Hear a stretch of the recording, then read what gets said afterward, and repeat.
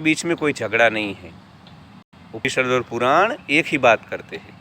उपनिषद जिन चीज़ों को ज्ञान योग की परंपरा में कहता है, पुराण उसी चीज़ों को वार्ताओं के रूप में थोड़े मनोरंजक ढंग से भक्ति योग की परंपराओं में कहता है। दोनों का लक्ष्य है तुम्हें जीवन मुक्ति की ओर आगे ले जाना। तो जो उपनिषद वाले हैं वो ऐसे अहंकार में न रहे कि वो श्रेष्ठ है, और जो पुराण वाले हैं वो भी ऐसे अहंकार में न रहे कि हम ज़्यादा लोकप्रिय है।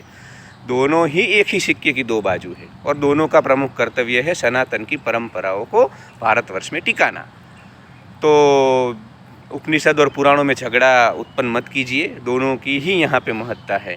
क्योंकि 5% लोग होते हैं जो कि ज्ञान योग के मार्ग पे चल पाते हैं। क्योंकि अगर ज्ञान योग ही सार्वजनिक रूप से लोकप्रिय होता तो फिर शंकराचार्य का अद्वैतवाद ही होता भारत में, वैष्णव वेदांत होते ही नहीं।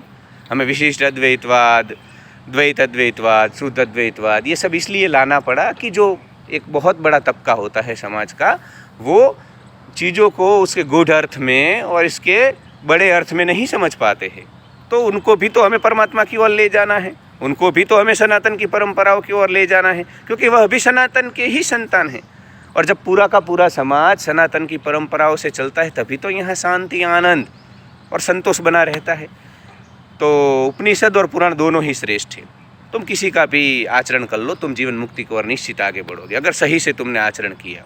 वरना तो उपनिषद पे अगर तुम दम के लिए लेकर के घूमते हैं तो कोई मतलब नहीं है, और पुराणों की वार्ताओं से भी तुम्हारा कोई कल्याण नहीं होगा अगर तुम गंभीर नहीं हो अपनी जीवन मुक्ति के लिए।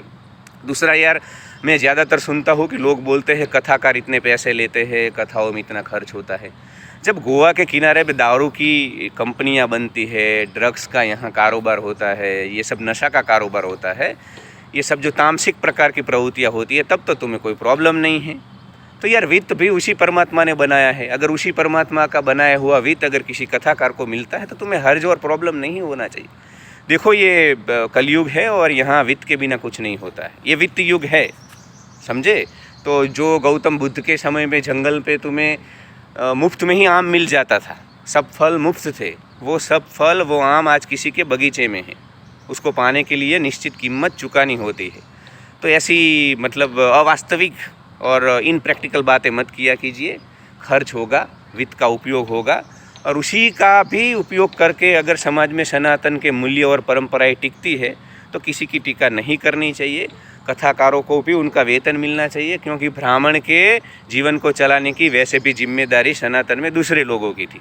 तो ब्राह्मण या कोई भी इंसान जो कि पुराणों की बातें समाज में सार्वजनिक तौर पे करता है, उसको लेकर के ज़्यादा टीका टिप्पणी मत करो, उसका सहयोग करो, क्योंकि पुराण और पुराण की कथा ही तुम्हारे भारतवर्ष में सनातन की परंपराओं को टिका पाएंगे। तो जब तक तुम कुछ नहीं कर रहे हो ना, जो कोई कर रहे हैं उनका सहयोग करो। अगर ऐसा नहीं करते हो बहुत बड़ा नुकसान करोगे और कृष्ण के ही तुम बड़े दोषी बनोगे। तो ऐसा मत करो यार।